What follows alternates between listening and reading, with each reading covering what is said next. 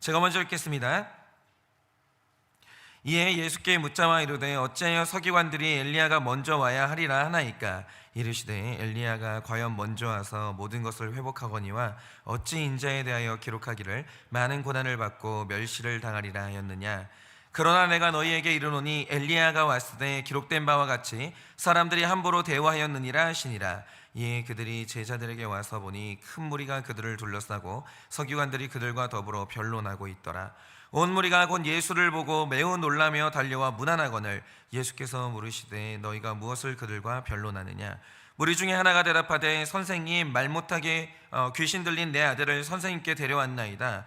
귀신이 어디에선지 그를 잡으면 거꾸러져 거품을 흘리며 이를 갈며 그리고 파리에 내지는지라. 내가 선생님의 제자들에게 내쫓아달라 하였으나 그들이 능히 하지 못하더이다. 다 같이 읽겠습니다. 대답하여 이르시되 믿음이 없는 세대여, 내가 얼마나 너희와 함께 있으며 얼마나 너희에게 참으리요? 그를 내게로 데려오라 하시매. 아멘. 제가 지난 2월 22일 주일 설교를 하면서 제가 특별히 낙태에 대한 언급을 했습니다. 그런데 그날 핵심은 그냥 대표적으로 말씀드린 게 낙태일 뿐이고요, 낙태 하나를 말씀드린 게 아니에요. 그러니까 정말 이 모든 그리스도인들이, 하나님을 아닌 그리스도인들이 머릿속에서 이제 삭제해야 되는 개념이 있는데, 더 나은 죄, 더 못한 죄, 심한 죄, 그렇지 않은 죄, 이게 아무 의미가 없습니다. 예를 들어서 빵이 있습니다. 빵 끝에 곰팡이가 쓴 빵이 있어요. 그리고 빵 전체에 곰팡이가 쓴 빵이 있고 두 개가 있어요. 여러분 둘 중에 뭘 드시겠어요? 아무도 못 먹어요. 요만큼 곰팡이가 폈든지 전체가 곰팡이가 폈든지 똑같이 곰팡이 핀 빵이에요. 어떻게 먹습니까? 그러니까 이게 죄가 똑같다는 걸 아셔야 돼요. 내가 이 사람보다 나은 죄인이지 이런 개념이 성경 안에 없어요. 죄는 다 지옥을 가는 거예요. 그러니까 우리가 낙태 하나를 얘기했다, 그게 아니에요. 여러분, 우리가 하나님 앞에 천국 갈 택자로 택함 받는 복을 받았으면 이 복을 죽은 후에 누릴 게 아니라 이 땅에서 살아가는 모든 날 동안에 누려야 되거든요. 그런데 이 하나님의 축복을 막아서는 게 뭐냐? 낙태죄 하나가 아니라는 거예요. 회개함으로 해결되지 않는 모든 죄가 하나님 앞에서 우리의 축복을 막아선다라는 거죠. 그래서 못한 죄, 더 나은 죄, 이런 게 없는 거예요. 그래서 그날 주일에 제가 숨겨진 죄가 있으시면 하나님 앞에 회개하시라 말씀을 드렸거든요.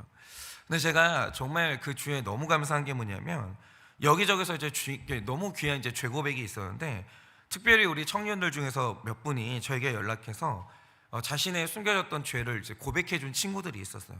정말 고마웠습니다. 너무 고마웠고 너무 영광이었어요, 그 시간이. 그런데 이렇게 죄를 인정하고 오픈하게 되니까 그 다음에 이제 여기저기서 아주 건강한, 바로 그거예요. 그러니까 진짜 죄를 봤으면 그 질문이 나와야 되는 거예요. 그런데 제가 너무 기다렸던 질문들이 따라 나오는 거예요. 그게 뭐냐? 목사님, 저는 이제 회피하지 않고 제 죄를 마주봤습니다. 변명하지 않고 상황이 어쩔 수가 없었습니다. 이거 이제 안 하고, 목사님, 저는 이제 제 죄를 봤습니다. 이게 누구 책임이 아니라 내 책임이라는 것을 인정했어요. 그 증거로 자신이 지은 죄 때문에 아파하시는 분들이 그 주에 참 많았습니다. 그런데 그 아픔은 부정적인 아픔이 아니고요, 양심이 살아있으면 마땅히 느껴야만 하는 아픔이 맞는 거죠. 살아난 거예요. 주님 앞에서 살아난 거예요. 그러니까 아픈 거예요. 정말 너무 훌륭한 거죠. 그런데 그러면 그 다음 문제가 뭐냐? 그러면 목사님, 저는 이 죄를 어떻게 해결하면 돼요? 그러니까 우리는 이 죄의 처리 문제에 대해서 이제 평생 순종할 준비가 돼 있으니, 만약에 성경이 나에게 말하기를 네가 죄를 지었으니 평생 죄책감을 감당하며 살아라, 좀 괴로워라, 하겠다는 거예요. 아니면 평생 어떤 노동을 하면서 죄를 씻어야 된다, 하겠다라는 거죠. 그게 아니면 고백을 하고 이제 죄를 인정했으니 그럼 나는 오늘부터 깨끗이 잊으면 되는 건지, 그걸 좀 알려달라는 거예요. 방법을, 성경적인 죄의 처리가 뭐냐라는 거죠. 그래서 오늘 저는 너무나 기쁜 마음으로 죄를 인정하는 모든 택자들에게, 그러니까 변명하는 분들한테는 이 복음이 해당 사항이 없어요. 여전히 죄를 인정하지 않는 분에게는 이 복음은 아무 해당 사항이 없어요. 오늘 너무나 하나님 앞에 정직하게 나는 100% 죄인임을 인정하면서 주님 어찌하면 좋습니까? 물어보는 참된 모든 신자들에게 하나님이 주시는 이 죄 처리에 대한 최고의 기쁜 소식, 복음 중에 복음을 좀 나눠보려고 하거든요. 먼저 제가 이 문제를 가지고 구약의 기록부터 한번 시작을 해볼게요. 언제나 우리가 이 죄의 처리에 대한 이 진리를 배울 때 가장 먼저 봐야 되는 것이 구약의 제사제도거든요. 그러니까 이런 겁니다. 하나님이 사람에게 은총을 주실 때 택자에게만 주시는 특별 은총이 있고, 예를 들어서 하나님이 내 아버지가 되시는 이 일은 특별 은총이에요. 보편 은총이 아닙니다. 그런데 반면에 살아있는 모든 인간에게 하나님이 주시는, 보편적으로 주시는 일반 은총이 있어요. 그런데 이 죄와 관련해서 일단 하나님이 살아있는 모든 인간에게 주신 일반 은총이 하나 있는데 바로 그게 양심이에요. 양심은 신자만 있는 게 아니에요. 불신자도 다 양심이라는 게 있어요. 그러니까 어떤 사람이 나의 부모님을 폭행했다라고 할 때 모든 사람은 양심이 있기 때문에 신자만 그게 죄인 줄 알고 찔리는 게 아니라 불신자도 그게 죄인 줄 알고 마음이 심하게 찔려요. 너무 아픈 거죠. 그리고 죄를 지으면 이거 벌을 받을 것 같은데, 징계가 있을 것 같은데, 이것에 대한 두려움은 모든 인류가 다 가지고 있어요. 그런데 이 불택자들이 가졌던 이 징계의 개념은 이 땅에서의 일시적인 개념이에요. 예를 들어서 이런 거죠. 내가 부모님한테 못했더니 농사가 안 되고, 내가 거짓말을 했더니 자녀가 아프고, 전염병이 돈다. 이런 게 불신자들이 생각했던 징계의 개념이었다라는 거죠. 그런데 택함을 받은 하나님이 어느 날 유대민족이라는 한 민족을 택해서 하나님이 영원전에 감추어 있었던 계시를 주셨어요. 우리 육안에는 보이지 않는 영적인 세계에 대한 기록을 주신 거예요. 이 율법이라고 하는데, 이 유대인들이 하나님의 말씀을 받은 다음에 이 죄와 징계에 관련해서 흥미롭게도 뭐 하나를 포착했어요. 그게 뭐냐? 이 죄의 징계가 죽은 뒤에도 안 끝난다라는, 이 굉장히 중요했습니다. 그리고 정말 죄 지은 자를 영원 무궁토록 징계하는 영원한 지옥의 존재를 포착해요. 그거를 음부라고 했어요. 이 구약에서는 이걸 음부라고 했습니다. 그러니까 이 죄의 징계가 이 땅에서 끝나는 게 아니구나, 죄라는 게 이렇게 무서운 거구나, 유대인들이 이걸 포착해내요. 그래서 유대인들은 죄의 참혹함과 징벌을 이해하는 깊이가 다른 민족과는 차원이 다르게 깊었다라는 거죠. 근데 이거를 마주하는 게 실력이에요. 영적인 실력인 게 뭐냐면, 사람들은 지옥이 감당이 안 돼요. 어떻게 하냐면 안 믿고 싶어요. 잊고 싶어요. 빨리 잊고 싶어요, 그 존재를. 그런데 이거를 마주보고 이 지옥이 존재한다는 사실을 정면으로 마주하는 것, 이것이 바로 이 계시를 받은 이 택자의 아주 특별한 게 영적인 실력이라는 거죠. 그러면 이런 계시를 받은 통로가 뭐였냐? 어떻게 이들은 지옥의 존재를 포착했냐라고 할 때 그게 제사제도였어요. 특별히 번제를 보면요, 죄를 상징하는 제물이 완전히 불에 탈 때까지 제단 불을 끄면 안 되는데, 유대인들은 이 불타는 제물을 보면서 죄인인 자신의 운명을 봤는데 하나님이 죄를 얼마나 싫어하시는지를 봤어요. 하나님이 죄를 남기질 않아요. 싹 다 태워버려요. 싹 다. 그러니까 우리의 성화가 정말 중요한 이유가 뭐냐면, 하나님이 우리 안에 남겨져 있는 죄에 대해서 절대 타협을 안 해요. 이건 마지막까지 추적을 해고 하나님이 회개를 다 받아내시는 거예요. 그러니까 여러분, 회개는 빨리 하세요. 변명도 하지 마시고 괜히 합리화도 하지 마시고, 그건 시간만 끌 뿐인 거예요. 하나님이 그 사람을 사랑하시면 끝까지 추적하십니다. 이 죄에 대한 회개를 받아내시는 거예요. 어쨌든 이 죄에 대한 이제 자신들의 운명을 받고 꺼지지 않는 불을 보면서 피할 수 없는 지옥의 징계의 무서움을 받다라는 거죠. 그런데 바로 여기에서 중요한 게 이거예요. 이 계시가 왜 축복이냐면, 넌 죽었어, 너 죄 지었지, 너 이제 죽으면 지옥 간다, 이러면 이거는 축복이 아니죠. 그런데 이 계시가 지옥의 존재를 보여준 다음에, 그 다음에 하나님이 결정적으로 말씀해 주신 게 있어요. 그게 뭐냐면, 이 무서운 운명을 피하게 하는 길이 있다라는 거예요. 이걸 도라고 그래요. 도. 길이 있다라는 거예요. 길. 그러니까 이 복음이 뭐냐면, 아담의 죄가 나에게 전가돼서 우리가 오늘도 죄를 짓듯이 내 죄를, 오늘 네 죄를 누군가에게 전가하면 내 죄를 전가받은 대상이 나 대신 징계를 받고 너는 살 방법이 있어 라는 이 놀라운 계시를 제사 제도를 통해서 알게 된 거예요. 그런데 중요한 건 이거죠. 이걸 누가 해줄 거냐 이거예요. 일단 저 제단 위에 올라가면 나는 그 순간 내려오지도 못하고 완전히 탈 때까지 불에 타야 되는데 누가 대신 올라가요? 거기를 누가 가냐고요. 말하자면 이런 겁니다. 오늘 여기 계신 부모님들, 이 설교를 들으시는 부모님들 정직하게 한번 말을 해보세요. 만약에 우리가 이 부모가 자녀를 대신해서 만약에 자녀가 아플 때 내가 대신 아플 수 있다 하겠어요? 안 하시겠어요? 합니다. 우리는 합니다. 만약 그 방법이 있다면 우린 대신 아플 수 있어요. 자녀가 힘들게 노동하고 있어요. 근데 만약에 내가 대신 노동을 해야 된다라고 하면 기꺼이 합니다. 부모는. 우린 그런 사랑이 있죠. 그런데 잘 들으세요. 아무리 여러분이 자녀를 사랑해도 자녀 대신 지옥 갈 사람 한번 들어가면 못 나와요. 지옥은 출구가 없어요. 못 나와요. 끝나지도 않아요. 고통이 영원히 거기에서 타야 돼요. 자녀가 지옥을 가야 되는데 자, 자녀 대신 지옥 갈 부모 나와 라고 하면 이것마저 대신할 부모가 있냐? 못합니다. 절대 못합니다. 우리 사랑은요 거기까지요. 그러니까 끝나는 고통에 대해서는 할 수 있는데 영원히 안 끝나는 고통까지 자녀라고 해도 내가 대신할 수 있냐? 그러니까 그 문 앞에서 다 도망가요. 아무도 못해요. 여러분, 그런데 성경은 만약에 이걸 해줄 존재를 네가 한 명이라도 찾을 수 있으면 이 무서운 형벌을 네가 피할 수 있다라고 하는 거예요. 문제는 이 존재가 어디 있냐라는 거예요. 누가 이걸 할 거냐 이거예요. 그런데 제사 제도가 세워진 출애굽기로부터 약 700년 후에 이사야라는 선지자가 등장을 해요. 갑자기 이 사람이 뜬금없이 메시아라는 존재에 대한 언급을 합니다.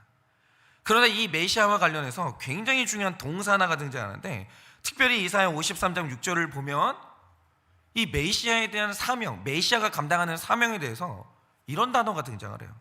이런 말씀이 있죠. 우리는 다 양 같아서 그릇 행하여 각기 제 갈 길로 갔거늘 여호와께서는 우리 모두의 죄악을 그에게 담당시키셨다라고 해요. 근데 여기서 잘 보시면 여호와께서 우리 모두의 죄악을 어떤 존재에게 담당시키실 것인데 그가 그것을 그 역할을 기쁘게 받아들이셨다는 거예요. 이걸 메시아라고 해요. 그런데 여기에서 이 담당하다의 히브리어가 파가라는 단어인데 이게 굉장히 중요한 두 가지 뜻을 가지고 있어요. 하나는 죄를 지은 당사자는 내 죄와 헤어져요. 그리고 내 죄를 담당할 자가 내 죄를 가져가요. 실제로 가져가요. 개념이 아니에요. 정말 가져가요. 자기의 것으로. 그런데 중요한 건 뭐냐면 이 다음 두 번째 뜻이 중요해요. 이 파가는 충돌하다 이 뜻이 있어요. 그럼 어떻게 되냐? 내 죄를 가져가기로 담당한 자는 하나님이 그를 나 대신 충돌하듯이 치신다라는 거예요. 이게 파가예요. 그러니까 이사야가 예언할 메시아의 역할이 뭐냐면 이게 독특했는데 다 우리는 죄를 지었는데 일단 내가 지은 죄를 메시아가 가져가요. 실제로 가져가면 내 것이 아니게 돼요. 그의 것이 돼요. 정말로 소유권이 그에게 넘어가요.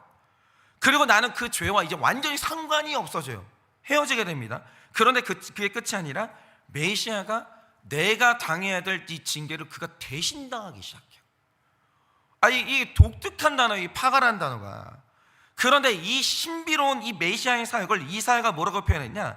그가 우리의 죄를 담당하는 자다 이렇게 얘기를 했다고요. 그런데 이거는 모든 인류에게 그렇게 안 해요. 특정한 어떤 택자들의 죄를 그가 담당하신다 이렇게 얘기를 하는 거죠. 그런데 이걸 신학적인 표현으로 전가라고 얘기를 한 거예요.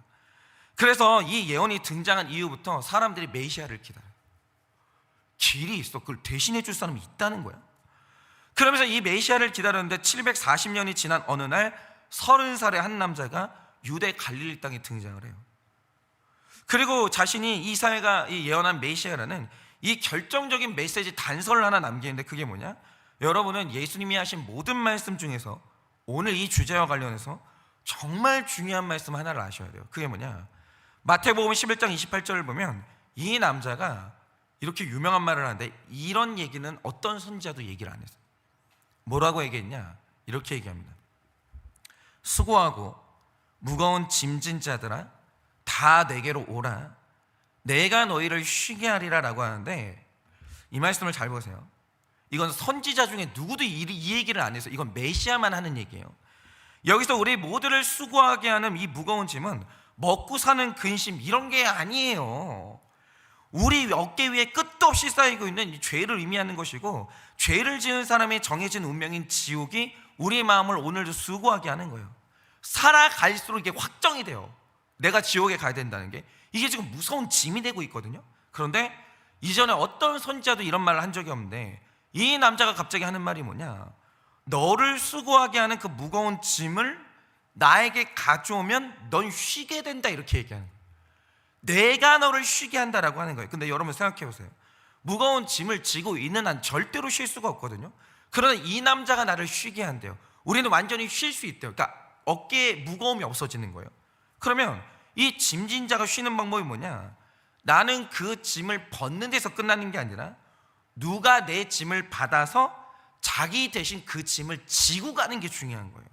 그런데 이 역할을 하겠다고 선언하는 사람이 누구냐, 이게 바로 예수 그리스도인데, 이게 그러니까 구약에서부터 신약에 이르기까지 이 죄를 지은 사람은 반드시 예수님에게 가야 되는데, 왜냐, 제가 말씀드리지만 사람은 여러분의 빚을 같이 감당해 주는 거 가능해요. 누구는 대신 감당도 해주죠. 그게 뭐 어려워요. 그런데 부모라도 징계의 불이 영원히 꺼지지 않는 지옥을 대신 가질 수 있는 부모가 있냐라고 하면 개념은 그럴 수 있죠. 근데 이거를 단테가 묘사를 했잖아요. 실제로 지옥을 가잖아요. 문 앞에 가잖아요.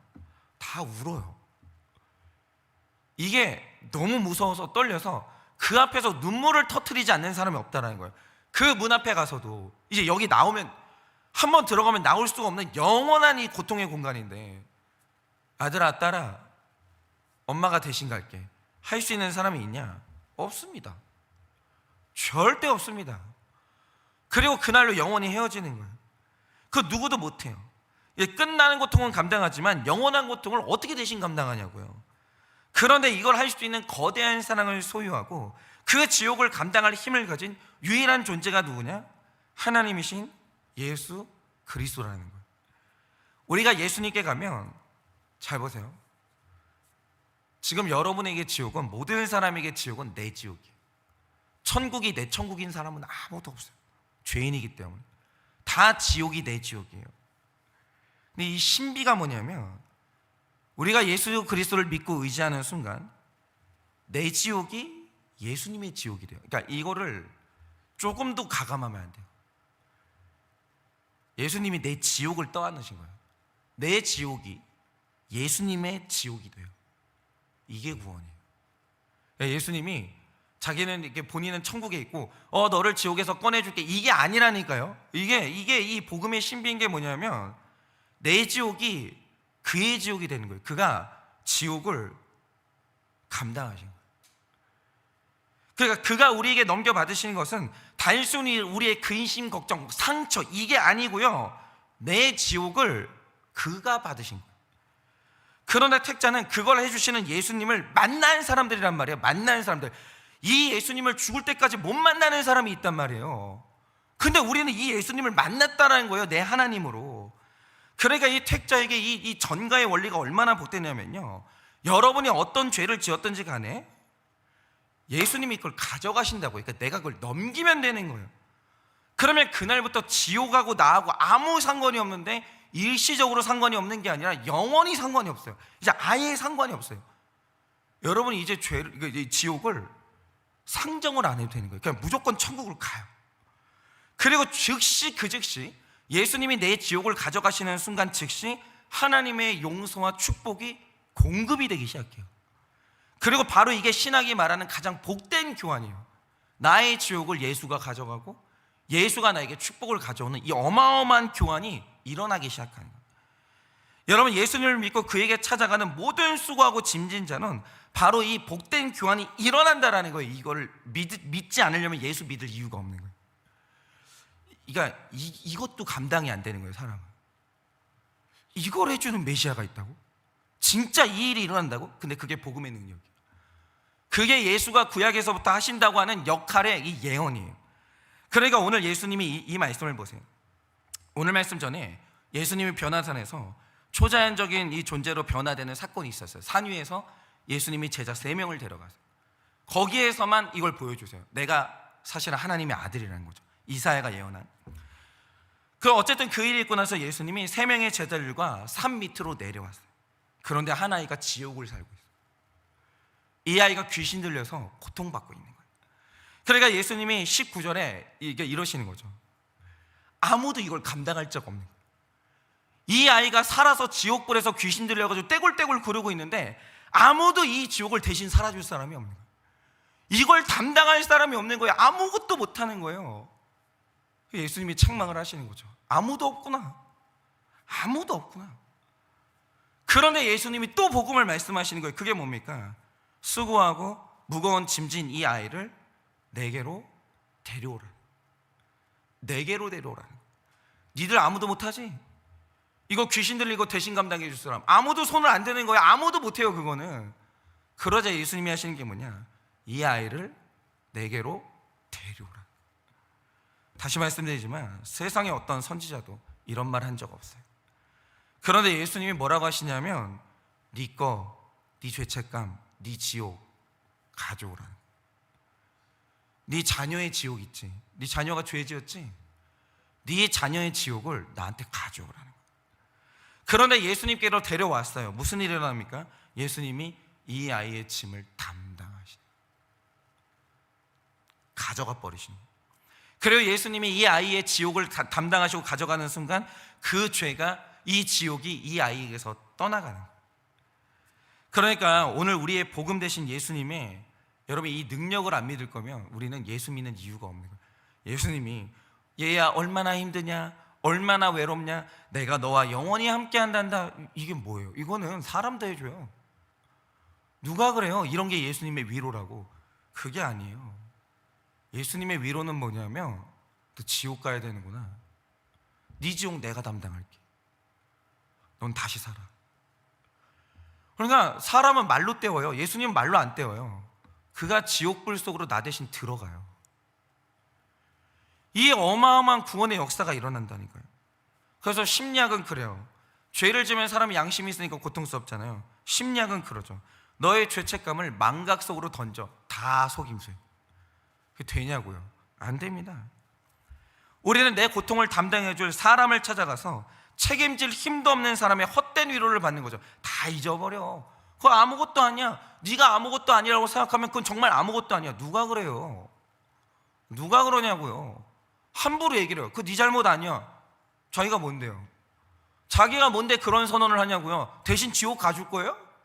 아니잖아요. 죄를 지었는데 뭘, 아니 밑도 끝도 없이 그거는 네 잘못이 아니야. 누가 그러냐고요? 누가? 내 잘못인데, 내가 아는데.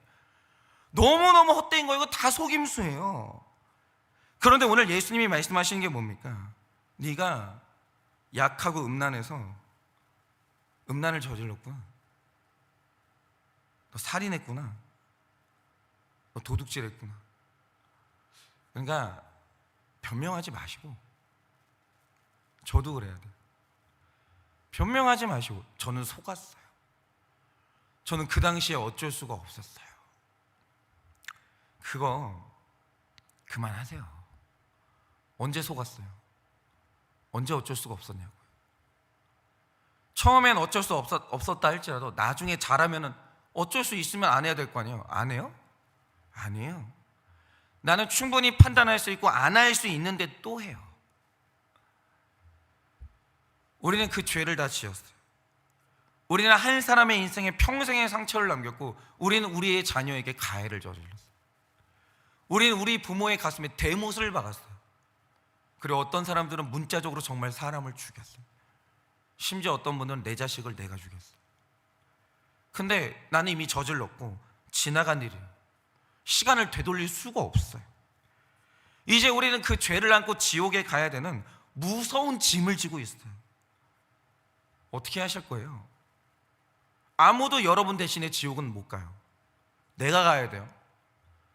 그런데 오늘 우리의 삶에 일어날 수가 없는 일이 일어난 거예요. 갑자기 예수가 나타난 거예요. 예수님이 말씀하시는 게 뭐냐면 믿음으로 네 지옥을 나한테 넘겨. 내가 받을게. 내가 갈게. 너는 살아. 오늘부터 다시는 그 죄를 짓지 말고 너는 살아. 내가 그렇게 해줄 힘이 있고 그 사랑이 있어 라고 하시는 거예요. 그러면 오늘 믿음으로 나의 죄를 담당해 주실 유일한 분 예수님께 여러분 어떤 죄를 지으셨어요? 어떤 참혹한 죄를 지으셨습니까? 오늘 여러분을 사랑하시고 그 모든 걸 감당할 유일한 능력이 있는 그분께 넘기세요. 그만. 그러면 오늘부터 그 짐은 우리의 짐이 아니라 예수님의 짐이 되고 내 지옥은 예수님의 지옥이 돼요. 그리고 오늘부터 우리는 새로운 삶을 살면 되는 거예요. 근데 제가 이 말씀을 드리면 너무 불안해하는 거예요. 목사님, 그렇게 쉽습니까? 정말 그렇게 쉽습니까? 내가 지은 죄가 너무 악한데 근데 이게 끝입니까? 예수님을 믿고 넘긴다, 그게 끝입니까? 라고 하는데, 그러면 이거 말고 여러분이 할 수 있는 다른 살 길이 있냐? 없습니다. 그래서 계속 말씀드린 게 뭐냐면 복음으로 들어가려면 주제 파악을 해야 돼요. 그러니까 이 주제 파악이 경제적인 의미만 말하는 게 아니에요. 하나부터 10까지 주제 파악을 빨리 하셔야 돼요. 그래서 성경이 구약에서부터 지금까지 예수님에 대해서 말씀해 주신 게 있잖아요. 그분은 우리의 죄를 담당하시는 신비한 분이고 유일한 분, 그분께 넘기세요. 그리고 예수님이 창녀에게 말씀하신 것처럼 다시는 너는 그 죄를 짓지 말고 너 오늘부터 새로운 삶을 살아라 라고 새 삶을 주시는 거예요. 그런데 우리가 이제 노력은 하지만 또 죄를 짓겠죠. 넘어지겠죠. 그러면 또 넘기세요. 일평생 그 예수님께 의지해서 사세요. 예수님한테 딱 붙어서 절대로 예수님하고 떨어지지 마세요. 죽는 그날까지 예수님과 함께 동행하면서 예수님께 다 넘기세요. 그게 바로 복음에 의지하는 삶이고, 그게 겸손이고, 그게 예수님과 교제하는 삶이에요. 마지막으로 제가 초등학교 때 철로역정이라는 영화를 봤는데, 아무리 봐도 이 철로역정만큼 성경에 대해서 제대로 묘사한 책이 없어요. 근데 저는 그날 이제 영화를 봤을 때 흑백 영화를 봤거든요. 근데 정말 이 크리천이라는 사람이 어깨에 자기 몸 2배 되는 짐을 지고 막 걸어가거든요. 근데 시간이 갈수록 그 짐이 더 커지는 거예요. 무거워지는 거예요. 그런데 내가 어깨를 메고 있는 이 끈이 얼마나 단단한지 이 풀어낼 방법이 없는 거예요. 풀고 싶은데. 그러니까 앉아 있어도 무겁고 누워 있어도 짐에, 이게 죄의 짐 때문에 숨을 못 쉬는 거예요, 이 사람이. 근데 어느 날 이 크리천이 길을 막 가다가 십자가에 달린 예수를 만나게 돼요. 그런데 신기한 건 뭐냐면 그 영화 지금도 못 잊어요. 갑자기 신기한 건 그렇게 단단했던 이 죄의 짐을 묶고 있는 이 끈이 탁 하고 풀려요. 그러더니 이 크리스찬의 어깨에서 떨어져 나가는데, 그리고 그 짐이 어딘가로 떼굴떼굴 굴러가요. 다시는 그 짐이 나타나잖아요. 영원히 사라져요. 그러니까 이 크리스찬이 이게 얼마나 이 어깨가 가볍고 기쁜지 춤을 추면서 이 구원의 길을 막 가는 거예요. 근데 누가 이 구원의 길을 막는 거죠. 근데 아니, 이제 못 막아요. 나는 이 구원의 길을 갈 수밖에 없는 거죠. 너무나 기쁘게 그 구원의 길을 가다가 마침내 이 크리스찬이 천국 길에 이르게 되는 거예요. 여러분, 이것이 바로 예수님의 능력이고 사랑이에요. 예수님의 사랑은 감성이 아니에요. 예수님의 사랑은 나 대신 지옥에 뛰어드는 사랑이라는 거예요. 그분이 우리의 죄를 담당하십니다. 여러분, 죄를 인정하고 직면하는 게 힘들죠. 근데 죄를 지었으면 이 땅에서 감당해야 되는 수치는 좀 당하세요. 그것까지 안 하시려고 하면 여러분 정말 양심이 없는 거예요. 예수님이 담당하겠다는데 고백도 못 하세요? 내가 네 지옥을 대신 살겠다는데 여러분 이 땅에서 수치도 못 당하십니까? 죄인 주제. 여러분, 그것까지 안 하겠다는 건 여러분 양심이 없는 거예요. 그거는 고백하시고 수치를 당하세요. 그런데 그 죄를 인정하셨으면 이제 예수님께 나아가서 여러분이 해결할 수 없는 과거와 현재와 미래의 모든 죄를 주님께 넘기세요. 주님, 저는 못해요. 주님 가져가 주시는 분인 줄 믿어요. 예수님 담당해 주세요. 예수님이 그 즉시 그 죄를 담당하십니다. 기도하세요. 오늘 주님, 저는 이런 구체적으로 죄를 지었습니다. 제 운명 가져가 주세요. 그러면 이제 그 모든 죄의 문제는 예수님의 문제가 되어서 예수님이 완전히 처리하십니다. 그리고 오늘부터 여러분들은 하나님의 축복이 시작될 겁니다. 복을 구하시고 하나님의 사랑을 구하세요. 그리고 여러분의 새 인생을 사시되 이제는 내가 지었던 과거의 죄를 다른 사람을 살리는 약재료로 쓰셔야 돼요. 없는 것처럼, 의인인 것처럼 그렇게 사지 마시고, 나 예전에 이런 죄인이었는데 내가 예수를 만나 난 이렇게 살게 됐으니 너도 살아야 된다고 이 사명자로 거듭나셔요. 나를 살린 것은 내 의가 아니라 예수 그리스도라는 것을 죽을 때까지 우리 죄를 담당하시는 그 아름다우신 예수님을 증거하고 사셔야 돼요. 이제는 사명자로 사시는 거예요. 그래서 오늘 각자 그 자리에서 내 죄를 담당하시는 예수님을 믿고 내 죄를 넘기는 믿음과 고백의 기도를 하셔서 자유함을 얻고 사명자로 다시 태어나는 우리 모두가 되어지기를 예수님의 이름으로 축원합니다. 오늘 월요일이니까 적용 질문 드립니다. 어떤 무거운 죄의 짐이 있으십니까? 어떤 무거운 죄의 짐이 있으십니까? 내 죄를, 내 지옥을 담당하실 예수님이 믿어지십니까? 내 죄를, 내 지옥을 담당하실 예수님이 믿어지십니까? 예수님을 믿음으로 나와 지옥은 아무 상관이 없다는 게 믿어지십니까? 예수님을 믿음으로 나와 지옥은 아무 상관이 없다는 게 믿어지십니까? 예수님의 능력으로 100% 천국 간다는 구원의 확신이 있으십니까? 예수의 능력으로 100% 천국 간다는 구원의 확신이 있으십니까? 오늘 내가 살아야 할 새로운 삶은 무엇입니까? 오늘 내가 살아야 할 새로운 삶은 무엇입니까?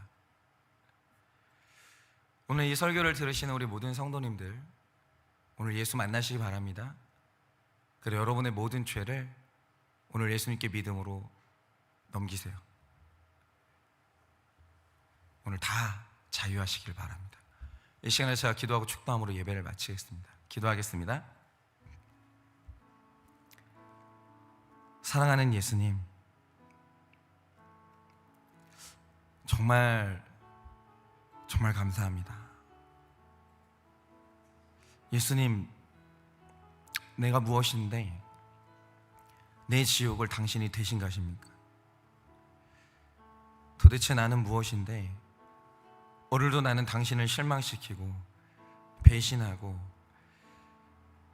예수님을 때로는 원망하는, 아무것도 주님께 보탬이 되지 않는 죄인 중에 죄인일 뿐인데, 주님, 내가 뭔데 도대체 예수님 당신이 내 죄를 가져가시고 새로운 인생을 살게 하십니까? 예수님, 나는 무엇이고 당신은 누구입니까? 주님, 우리가 그 사랑의 깊이를 알 수는 없지만 오늘 예수님께서 우리에게 말이 안 되는 복음을 제시하십니다. 너는 지옥을 갈 수밖에 없는데 그 지옥을 내가 대신 갈 테니 너는 천국을 가라고. 너는 원래 징계를 받아야 되는데 그 징계를 내가 받을 테니 너는 하나님께 사랑받고 축복을 받으라고. 오늘도 예수님이 나와 죄 사이를 가로막고 오늘도 나의 모든 죄를 담당하여 가십니다. 주님, 오늘 죄의 짐 때문에 무거워서 고통받고 힘들어하는 우리 모든 지체들, 주님, 정말 예수 만나게 하여 주시옵소서.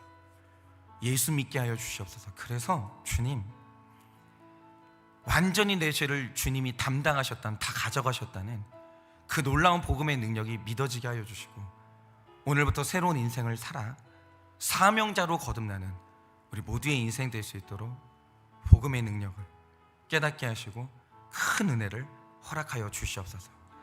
지금은 우리 주 예수 그리스도의 은혜와 하나님 아버지의 그 크신 사랑과 성령님의 위로하시고 교통하여 주시는 그 역사하심, 예수, 오직 예수, 그 이름의 능력을 믿고 오늘 주님께 나아가 새로운 인생을 살기를 원하는 모든 주의 종들의 머리 위에 지금으로부터 영원 무궁토록 함께 있을지어다.